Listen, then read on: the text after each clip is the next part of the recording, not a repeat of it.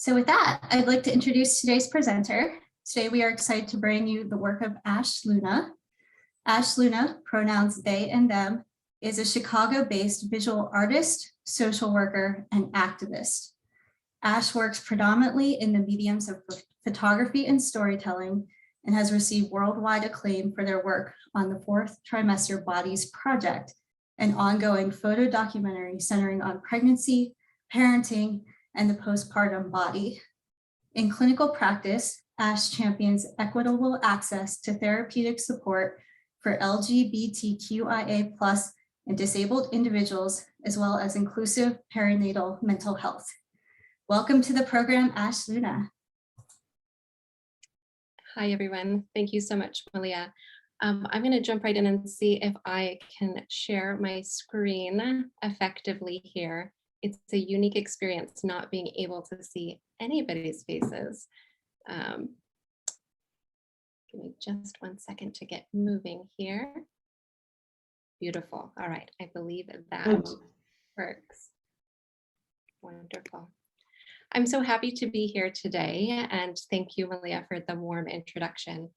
I'd like to extend a moment of gratitude right off the top to Whitney Finey, who is the person I connected with eons ago, it seems now, that made this possible today, as well as Melissa DeSantis and Kristen White, along with everyone else who came together to make this event possible. As noted, my name is Ash Luna, and I'm the founder and photographer of Fourth Trimester Bodies Project. I'm here today to share a little bit more about the photo documentary turned global movement, and ultimately to discuss the impact and implication of these photographs, stories, and experiences on public health. It's also incredibly important to me, especially when speaking with current and future medical professionals, that this is more of a conversation than a lecture. As such, I've protected a large block of time at the end of my talk for questions and dialogue, and it sounds like you can just pop those in the chat at any time. While I'm now a full-time student and clinical therapist, I spent the previous 20 years of my life employed as a professional photographer. Nearly half of those years were accidentally dedicated to the Fourth Trimester Bodies Project. I say accidentally because while my art and philosophy as a parent and a birthing person have always been inclusive of the need for honest and equitable representation, it wasn't until my own devastating personal experience connected me with a much more visceral awareness of the voices and stories that need to be centered, that this work became an all-consuming mission for me. My eldest child, Xavier, is now nearly 16, and while his pregnancy and birth in 2005 was not without its challenges and surprises, it was the birth of my twins, Nova and Aurora, in 2012 that entirely broke me.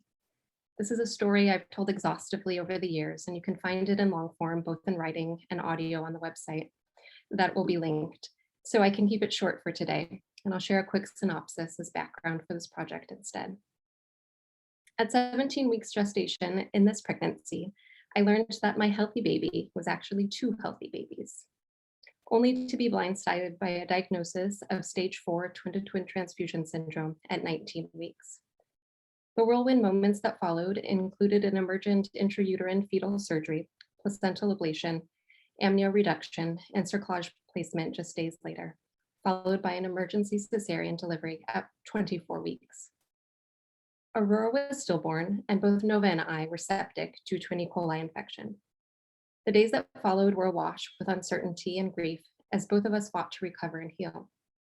I required 2 additional cesarean revisions to clear infection, and Nova experienced a brain bleed which caused profound hydrocephalus. After 100 days, more medical interventions and code calls than I can quantify, a NICU transfer, and 2 brain surgeries, Nova finally came home. As the fast-paced survival mode of NICU life settled into some semblance of normalcy at home, my desire to process and share and connect with others grew, but I failed at finding spaces that were inclusive and accepting of both of us. Most birth spaces, as you may know, are not inclusive of queer and trans parents. Postpartum spaces all too often seem to focus on bouncing back to some mythical reality I had never known.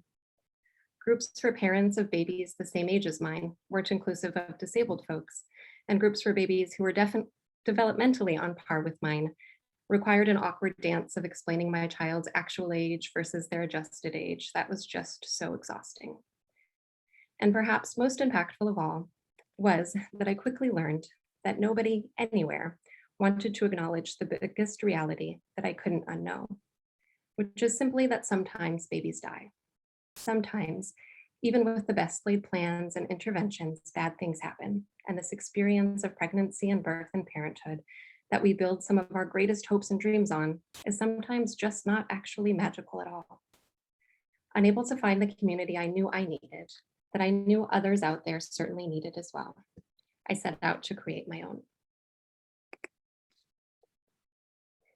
On June 9th, 2013, just 4.5 months after Nova came home from the NICU, I captured this photograph of us in my studio and posted it online. I very vulnerably asked others to join me, to allow me to photograph their bodies, their babies, their stories. I invited them to share those true stories with me and ultimately with the world.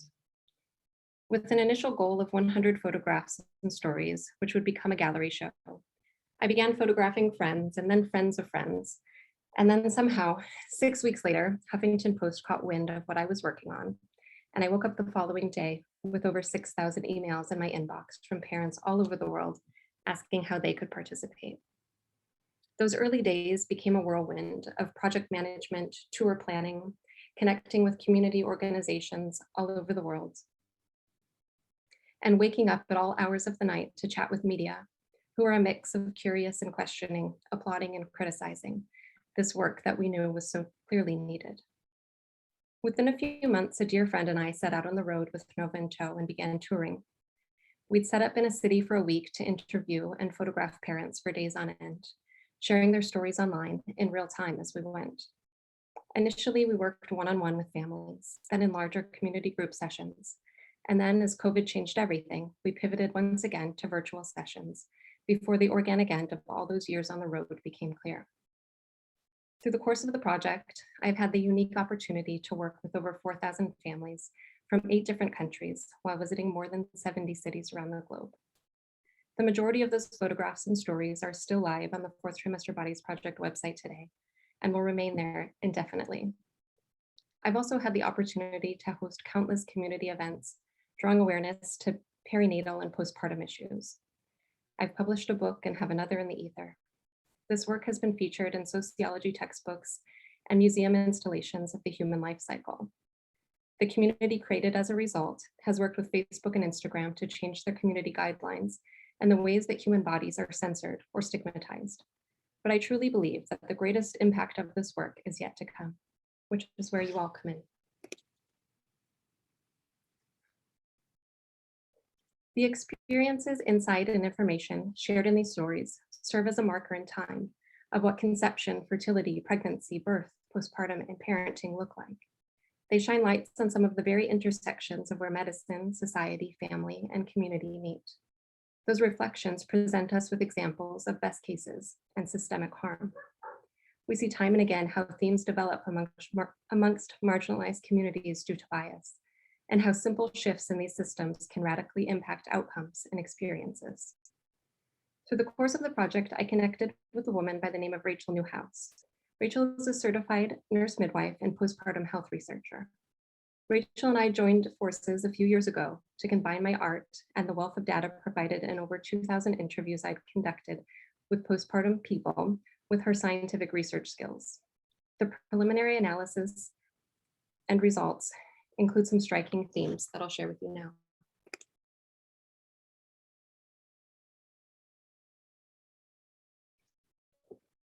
It's important to first ensure that you're familiar with the lens with which we interpreted this data. The first, what is a feminist? What does that mean?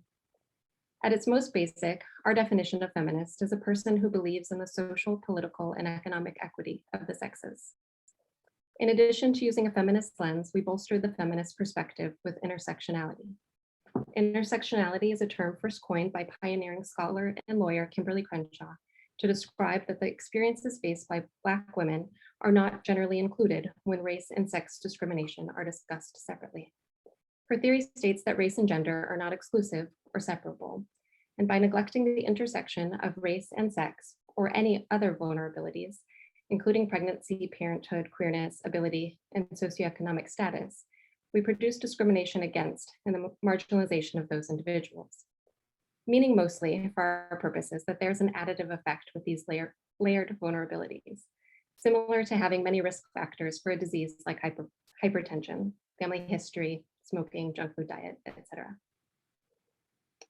Reproductive justice is when all people have the social, political, and economic power and resources to make healthy decisions about our gender, bodies, sexuality, and families for ourselves and our communities. This definition, as outlined by Asian Communities for Reproductive Justice, states that reproductive justice aims to transform power inequities and create long-term systemic change. Please hold these terms in mind as you consider the themes learned from the narratives of postpartum people that follow.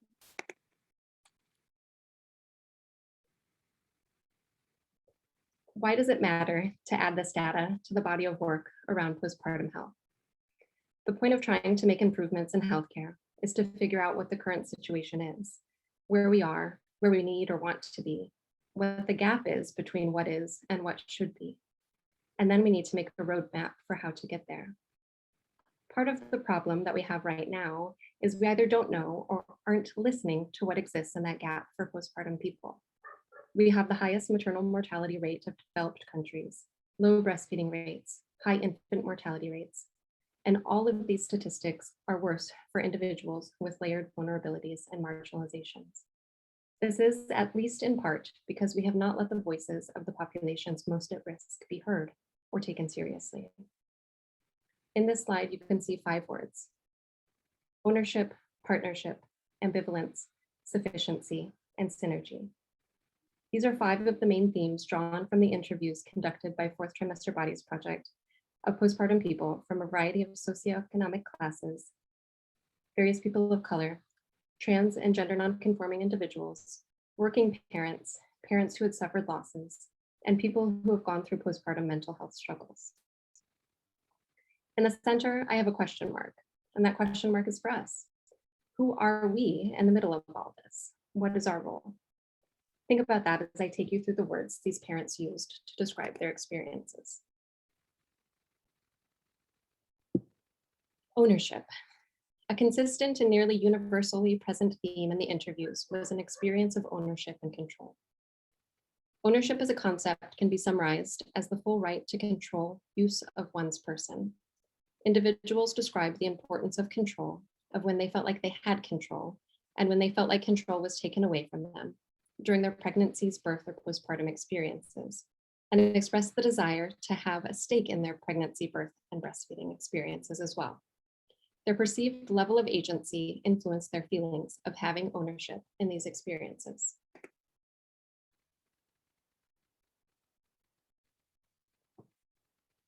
The first surprise noticed by a researcher and healthcare provider when evaluating my interviews was the use of the word taken. The word taken was used whenever a birthing parent described a baby not coming directly to them after the baby was born. While no one specifically expressed an issue with the baby being taken, there was never a different word used. The significance of a parent expressing that the child they'd conceived, carried, and birthed for plus or minus 40 weeks, then being taken by healthcare providers is striking and important to note.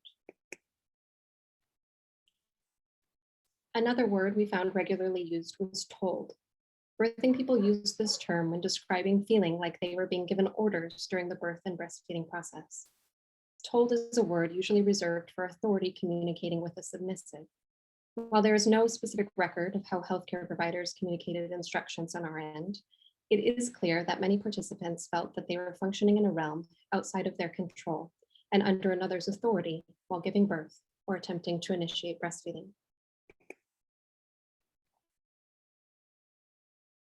Additionally, individuals expressed feeling a sense of ownership and control when they were made part of the process of figuring out and troubleshooting challenges they encountered. Adrian struggled with major depression and mood swings after her first 2 children were born. But via collaborative care with her healthcare providers, she was able to figure out that she was dealing with the effects of bipolar disorder and needed both medication and pregnancy to get through her 3rd pregnancy and birth experience more positively. Finding an answer gave her a sense of control and agency in parenting.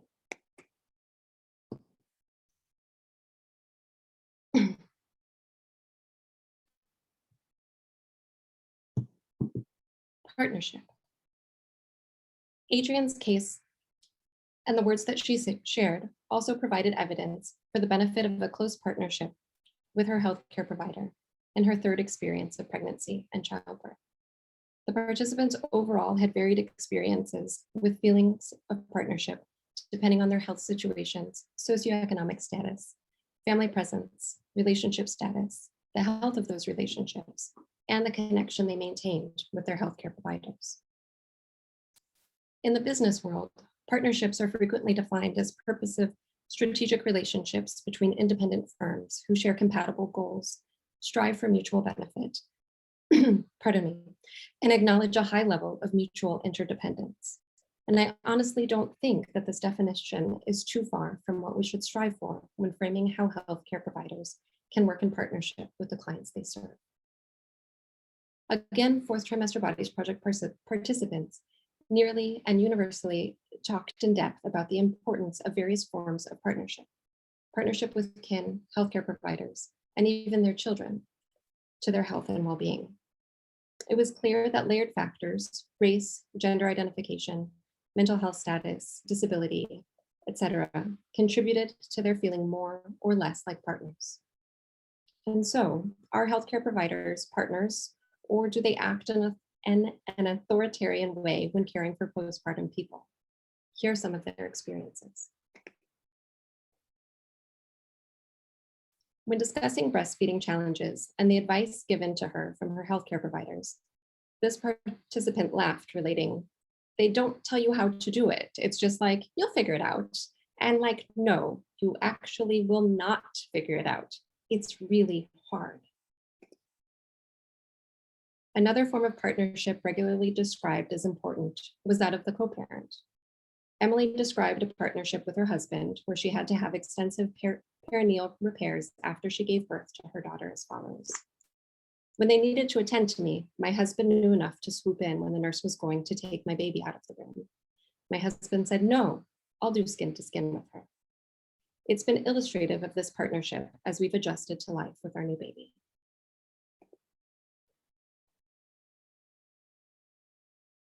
One more surprise our researcher found was the frequency with which parents discussed their babies as being partners to them through the postpartum and breastfeeding experience.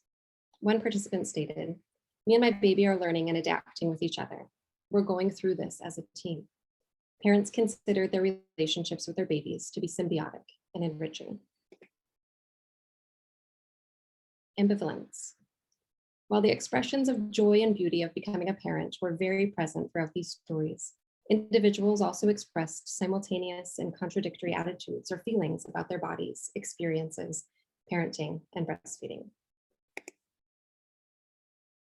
Participants frequently and understandably, perhaps, described a transformation of their body as being one way prior to conception and another way after the birth of their child. However, nearly every participant who discussed this transformation expressed discomfort with the way their body had changed. One participant stated, "I don't love my body, and I don't really love who I see in the mirror physically. But when my baby looks at me, it kind of makes me feel like all that stuff pales in comparison to the act that my body was able to create this child and know he's growing because of the milk I'm producing." Beyond the physical transformation, parents described the psychosocial transformation that transpired upon becoming a parent. One person beautifully described it like this: "Part of your soul goes into someone else. You'll never be whole in the way you were before. Something splits within you, and you are tied to this being, for better or for worse, and everything in between." Sufficiency. During this major transition, parents described their relationship to being sufficient or feeling that they weren't sufficient. The definition of sufficient is enough to meet the needs of a situation or a proposed end. Through a variety of mechanisms, participants struggled with feeling sufficient, like they had what they needed to care for their baby and to be viewed as a competent parent themselves. One parent stated, as if speaking to her baby, "I don't know what to do. I just don't know how I'm going to take care of you." Another participant, after trying desperately to provide her baby breast milk and not being able to do so to a level of her own satisfaction, stated, "I felt like I wasn't able to provide for my child, and that was really hard for me."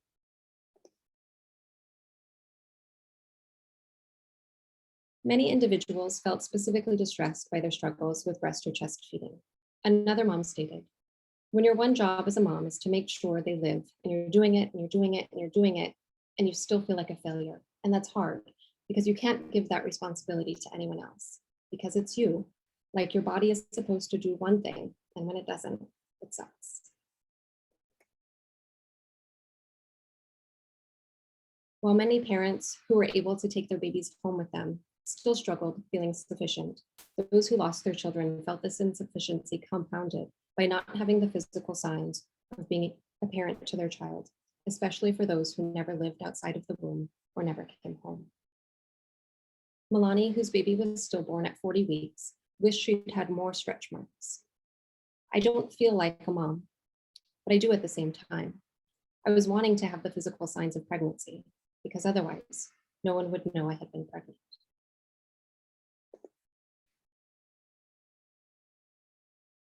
Synergy.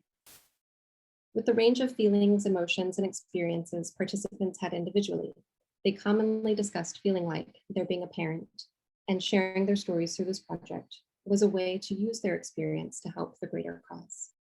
Our researcher titled this section Synergy, as defined as the interaction of two or more things that combined produce an effect greater than the sum of their separate effects.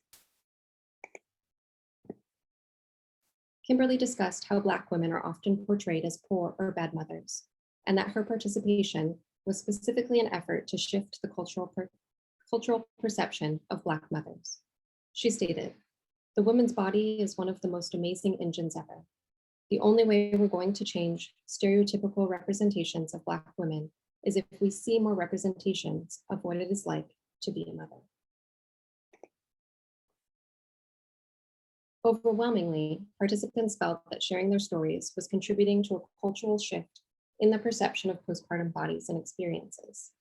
When asked why she was participating, Emily stated, "It really wasn't about her." She said, "It's less about me telling my story than about being a part of this movement." The framing of this work as a movement is exactly why this project continued on for nearly a decade, and why I believe that it will continue to impact our society for years to come. These stories have the potential to educate, to direct, and so we have to decide. Do we take from them or do we help them? Do we tell them or do we ask them? Are we supporting their knowledge and helping them close their knowledge gaps? Is it just about birthing live, healthy babies?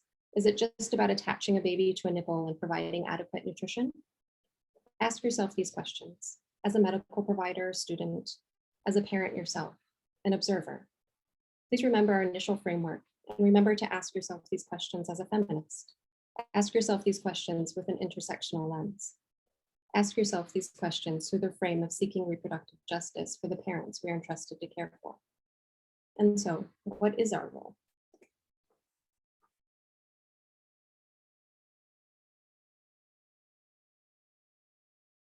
After immersing herself in countless hours of the words of the parents interviewed for fourth trimester Bodies Project, it became clear to our researcher that parents want and need us to be facilitators.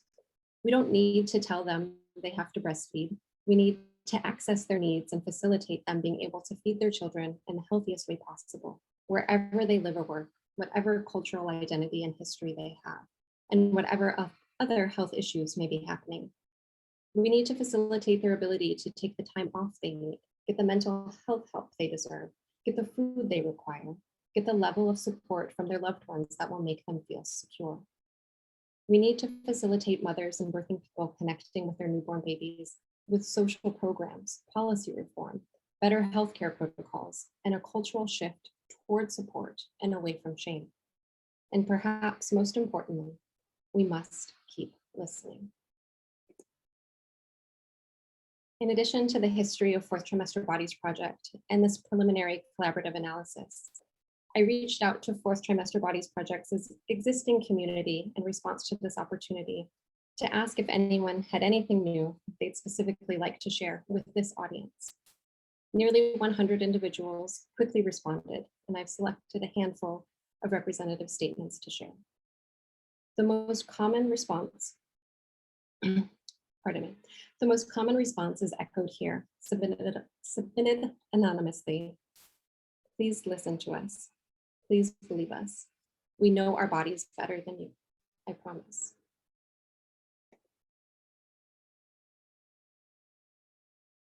Barbie Reggio is the non-binary queer mom to two who was surgically sterilized against her will by her OB during her second delivery due to his mental health concerns.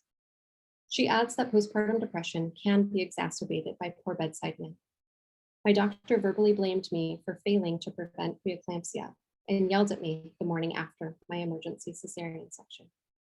Another responder and mother of three followed similar thoughts, adding, "Please know that trauma is real, even if you don't think something should be traumatic."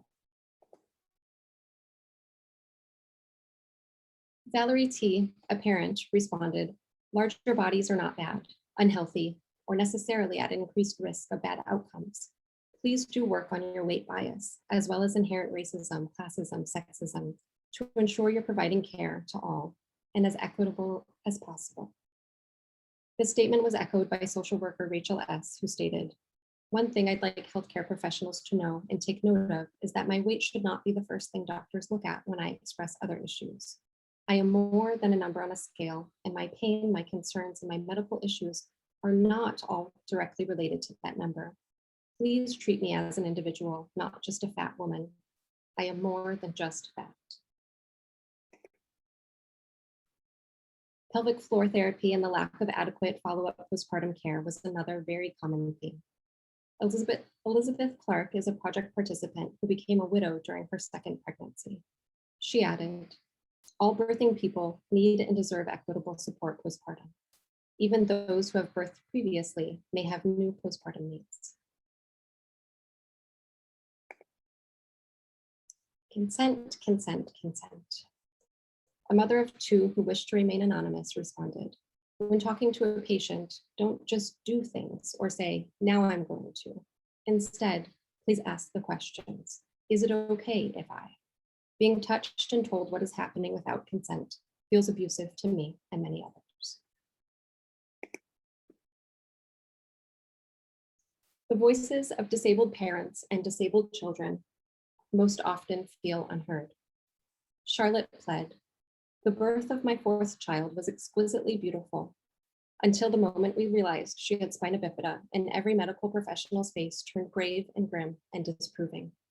I gave birth to a baby, not a diagnosis, but you wouldn't have known it. And months later, due in no small part to the trauma of her early days of life in the hospital, I'm still struggling to bond with a baby who feels more like a diagnosis than my daughter.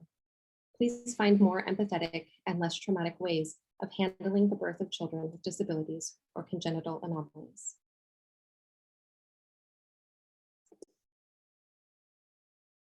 On loss, Sarah Rivera sums up what many parents echo. "Lost parents aren't just lost parents when their children die. The lifelong grief they experience isn't lessened by rainbow babies. It just changes. And those children are more than the footnote in our medical records. They were real people who were loved and are mourned. Taking a moment to ask about them, their name, their birthday, makes all the difference to us."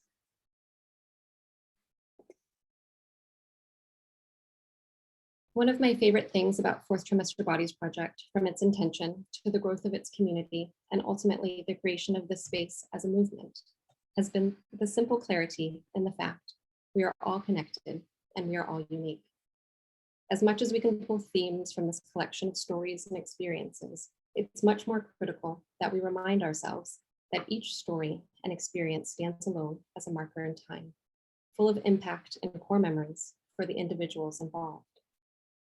To that end, closing with the words of Shiloh, a queer, trans, non-binary, disabled birth worker and person of color, feels like a gifted reminder to us all. If, as a provider, seeing patients or assisting births feels like the same thing day after day, you're doing it wrong. Everyone's story is so unique and sacred. Every interaction is an honor. Every person deserves respect and dignity.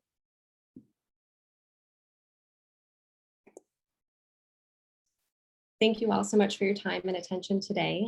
I'm going to see if I can figure out how to stop sharing my screen. And I'd love to open up any time that we have left for a moderated Q&A. Malia. Thank you so much for that wonderful presentation.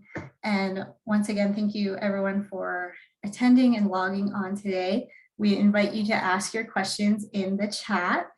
And we had also asked, as people were RSVPing for this presentation, to ask some questions in advance. So I'm going to start with a few of those.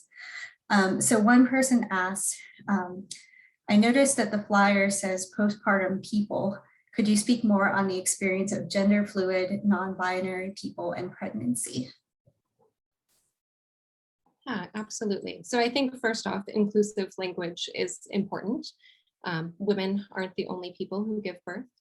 Trans men, non-binary people experience pregnancy, birth, reproductive health issues as well. So I think ensuring that our language as an umbrella is inclusive, but then also our practices are inclusive as well. We can't just shift language without ensuring that the care that we provide also encompasses those needs.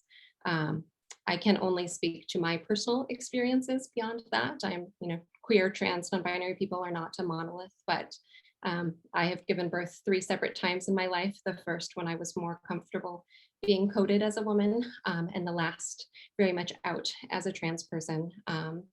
And the language used, the intentions made, the generalized statements of my care providers, very much influenced not only the experiences that I had, but the environments that I chose, because I knew that I needed to be a little more protective of myself in that later birth than I did when I was presenting as the kind of person that we anticipate giving birth. So I think slowly making those shifts, holding ourselves accountable, again, listening to the voices and experiences of trans and gender nonconforming people about what they want, what they need, what is missing is most important.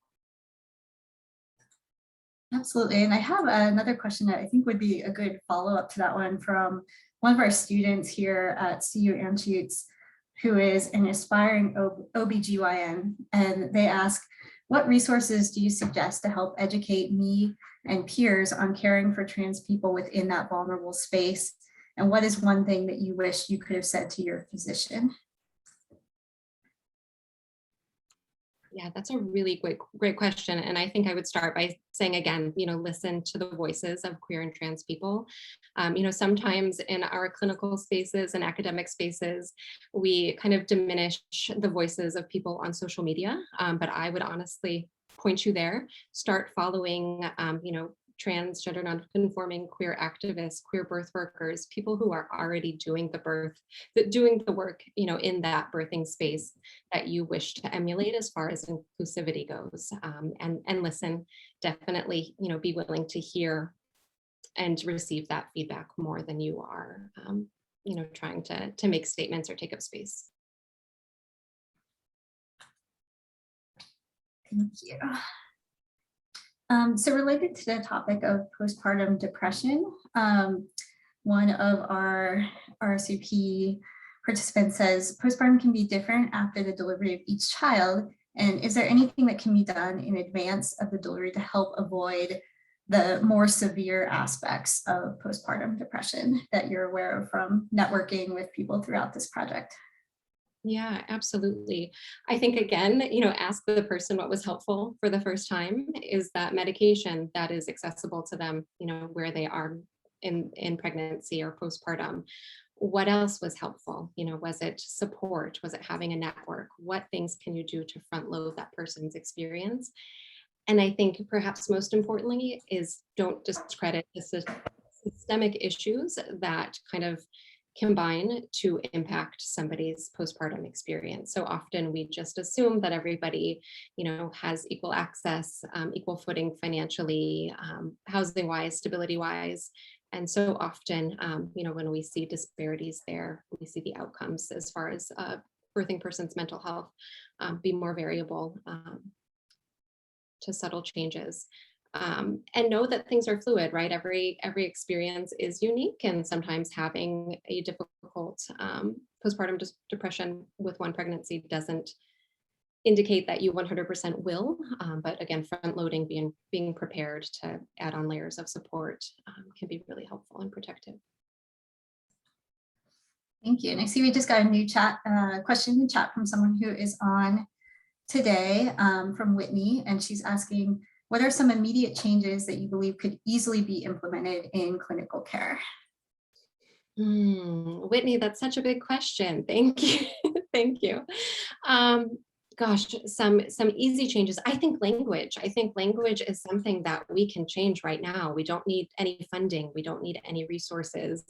We just need to decide that we are going to make the change. That said, it requires practice. So do that work on your own time, in your own spaces.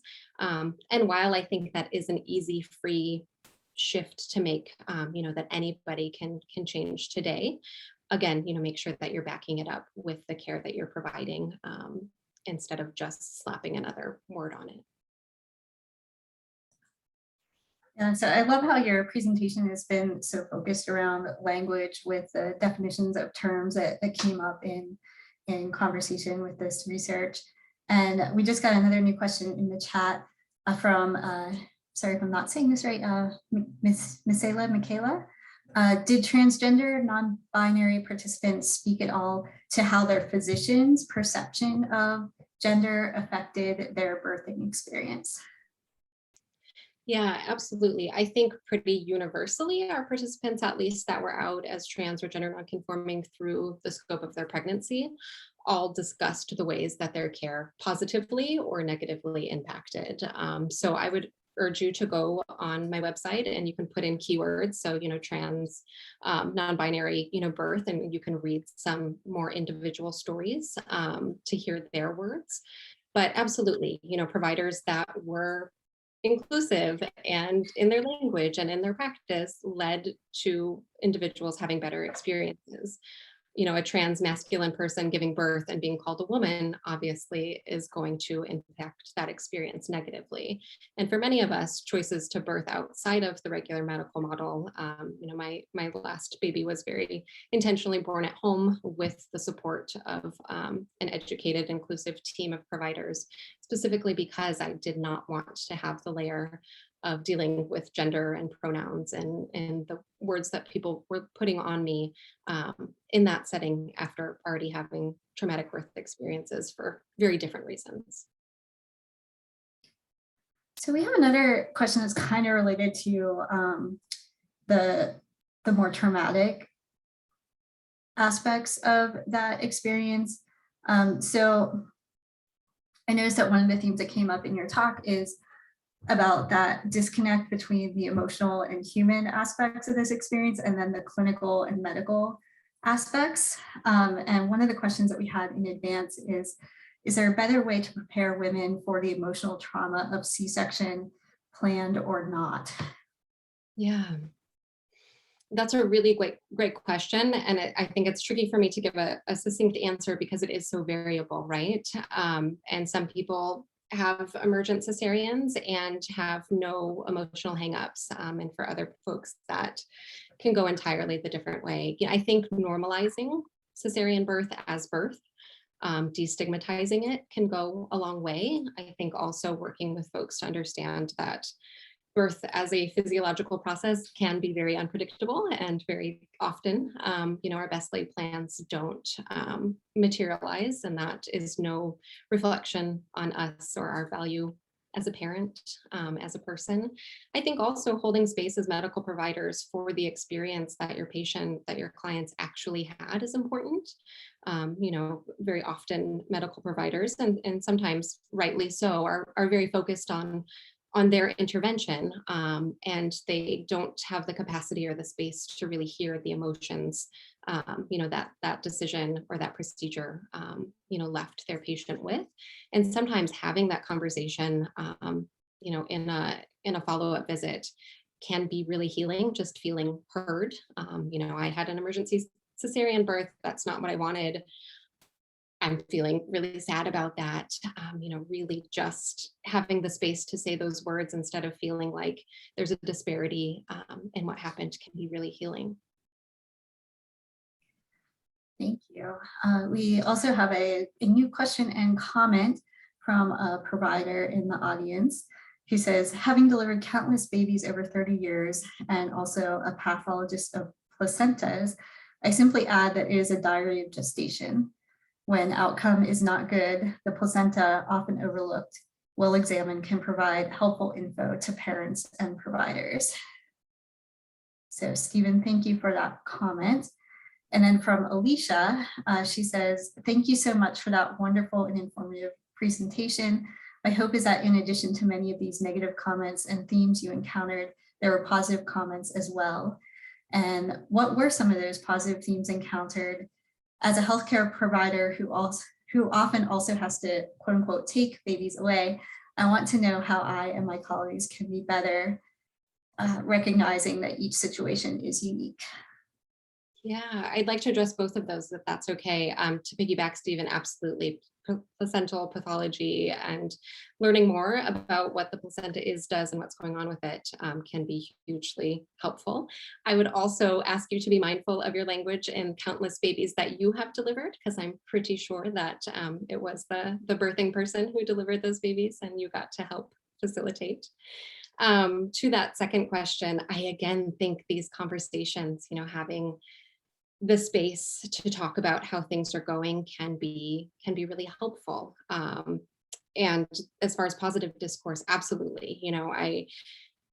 Sometimes we tend to hear the stories that are the hardest to talk through and see the statistics that represent, the cases that we need to do better on, instead of the times when things go right and everything is sunshine and rainbows and has a happy ending. There are hundreds of those stories in our archives if you'd like to read through them. And the support for the project over the years has been beautiful as well. I wouldn't have continued along with it for 10 years and still be very invested and involved in this community if it hadn't. I think we all would have burned out long before that. But knowing that there are folks who need the positive stories, and who are kind of clapping along to see the awareness that's raised by these experiences and stories, being brought to light is really, really valuable. Absolutely. And for everyone who's in attendance today, and everyone who RSVP'd, we will be sending out the link to that website so you can explore some of these additional stories. So we have another comment from Ching. Thanks for your talk. How might your initiatives be linked with promoting safe motherhood and preventing maternal death in federal programs? For example, the CDC has launched Hear Her, a national campaign that brings attention to pregnancy-related deaths and provides education and encouragement to pregnant and postpartum women. And then the link is there in the chat. So thank you, Ching, for that comment and question. Yeah, thank you so much. And I am aware of that initiative, and it's amazingly valuable, so important. And I think it's also slightly problematic. And I don't say that to discredit the initiative, because I think it is all the things, but I think it's another example of us addressing this as being an issue with the education of birthing people, of being an issue with mothers, and the way that pregnant people care about their bodies through conception, pregnancy, birth, postpartum.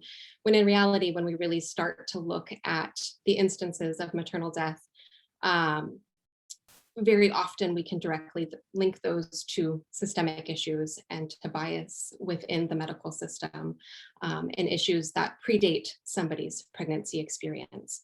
And so I think that we also have to address these issues in the benefit of getting better outcomes for humans within the medical model as well, and start to examine what some of those issues are, instead of just passing the problem onto the people. So you had mentioned earlier that your most recent birth was at home, and that you very intentionally made that decision. So we have a question that's kind of related to that. if there were different types of providers with the participants that you interacted with this art project, was there any prevailing themes with certain conditions or providers that participants felt more comfortable with than others? For example, home birth, having a doula, or a more clinical OBGYN experience, and also work with lactation professionals and how that impacted them. And if so, what was the reason for increase in comfort and care of pregnant people? Yeah, absolutely. That's a great question. So as far as the type of provider, I think that is so variable. There are people who needed and wanted a more medicalized birth, and that was great for them, and people who needed and wanted a less medicalized birth, and that was great for them. So as far as midwives, home births, hospital, I think that was very individual to the experience. And some people sought out home births and it went horribly, and vice versa. So there's a lot of nuance there. And then leaving the US, of course, the differences in setting and providers was really expansive as well. Doulas universally beloved and helpful in advocating, in ensuring that a person's desires were aligned with their outcomes. And I don't think that is because doulas magically get things done, although sometimes they do, but I think it speaks to the education and the advocacy and the buffer of, a laboring, birthing person not always being in a space where they can respond to questions and decisions that need to be made in real time. Lactation professionals as well, as I read in one of those quotes there, so often we're given a baby and told to feed it with our bodies. And even if you've read all the books and taken classes leading up to that point, until you do it, you don't know what you're doing. And at the same time, I think access to lactation support is still a very privileged area. It is very hard, very expensive for folks to get the support that they need in those first few days, especially when they really do need it. So I think lactation support, in alignment with doulas, we always found folks had beautiful outcomes when they were able to access that, but there is often a barrier in access itself.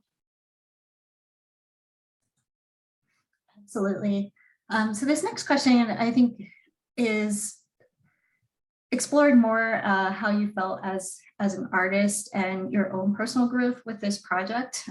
So working with so many intersectionally diverse people as your subjects, how did you and your team mitigate any of your own internalized biases that you might have had? And was there anything that you learned that kind of surprised you as you began and progressed through this project?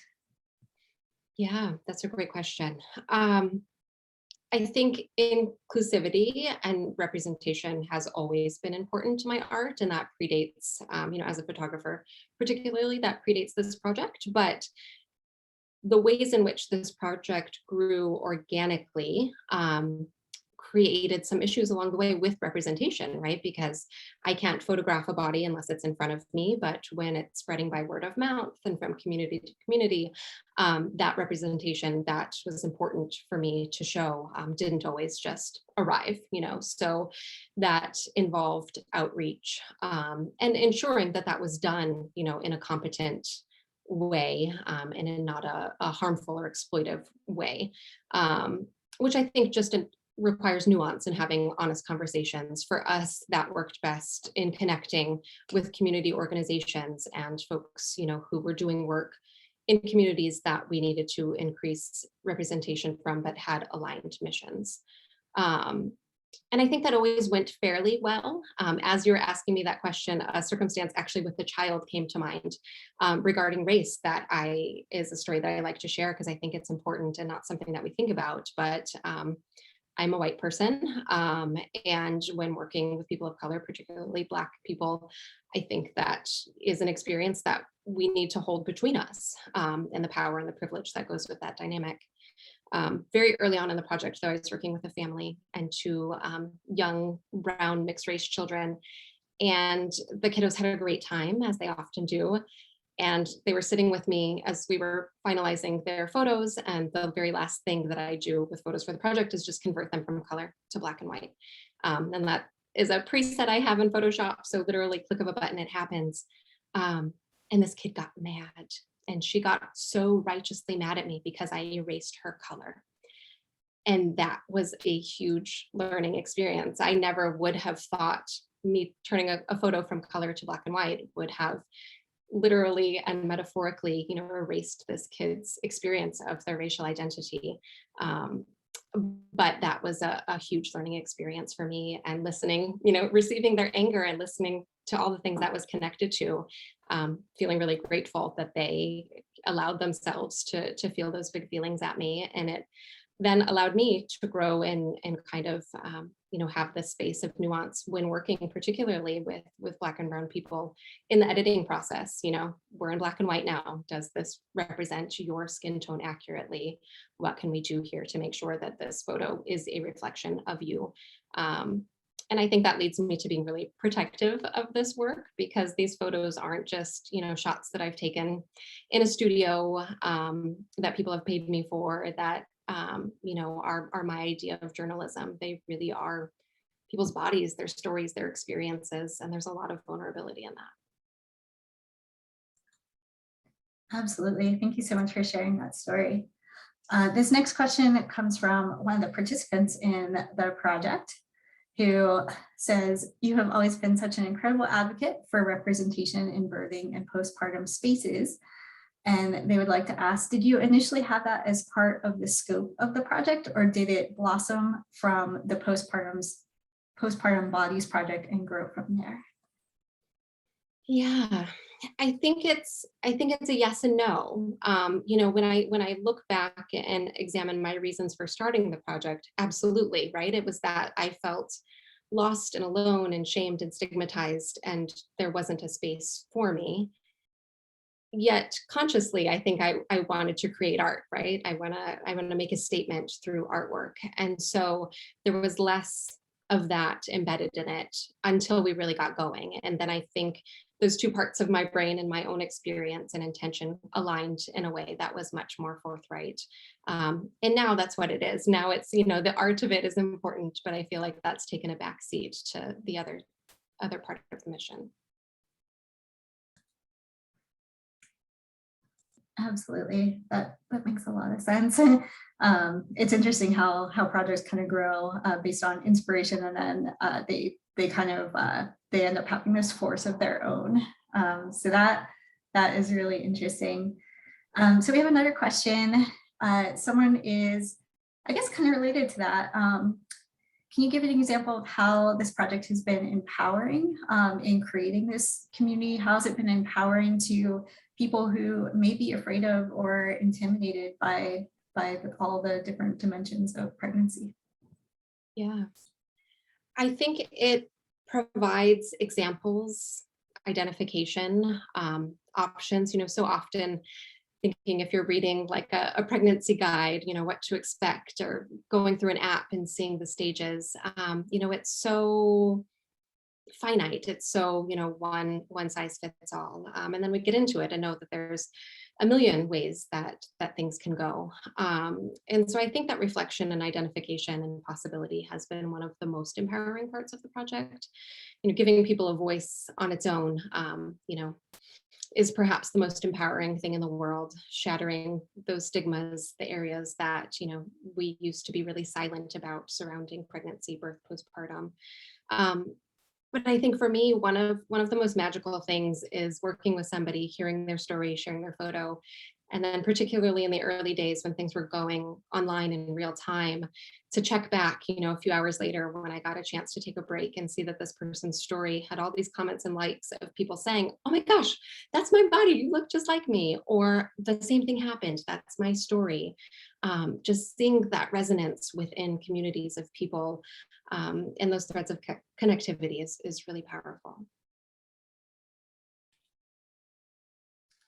Thank you. So related to that and feelings of empowerment and creating that identity and community, could you say a little bit more about relationships in general and how to capitalize on that transition to parenthood as a window of opportunities to foster safe, stable, and nurturing relationships?